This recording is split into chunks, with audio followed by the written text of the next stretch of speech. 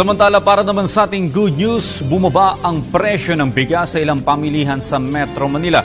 Ito'y bilang tugon ng ilang grupo ng mga negosyante sa kahilingan ng pamahalaan na tulungan ang ating mga kababayan. Para sa detalye, balita mo kami, Julius Di Sambron.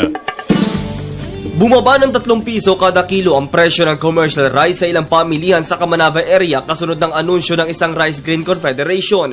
Paliwanag ng grupo, tugon nila ito sa kahilingan ni National Food Authority Administrator Arthur Juan na magbalik normal na ang presyo ng commercial rice sa mga pamilihan sa bansa.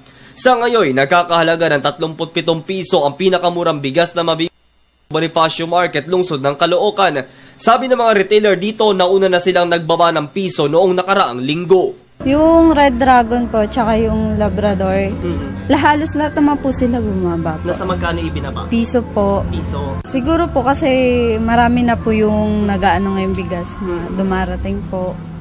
Kaya po bumaba po. Aabot naman sa 39 na piso ang Red Dragon variety habang nasa 45 pesos per kilo naman ang Sinandoming.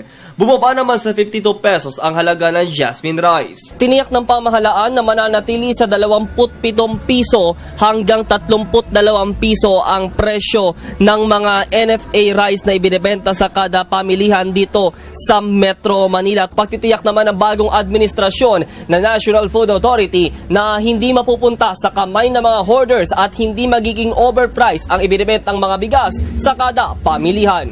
Naabutan namin ang babaeng ito na tila nagbago ang pamimili. Una niyang pinili ang 45 pesos cherry rose variety pero mas pinaboran pa rin niya ang NFA rice. Aniya, ang simpleng baryang matitipid, malaking tulong sa kanya. Samantala, malaki din naman ang tulong ng nasabing bawas presyo hindi lamang sa mga mamimili kundi pa din na din sa mga nagtitinda. Okay lang. Wala namang masama yung babawi yung bigas. Kung tataas pa, kawawa talaga bumibili. Pati kami kawawa. Nung nababawasan na amin ang kita. Kung bababa, mas malaki ang magiging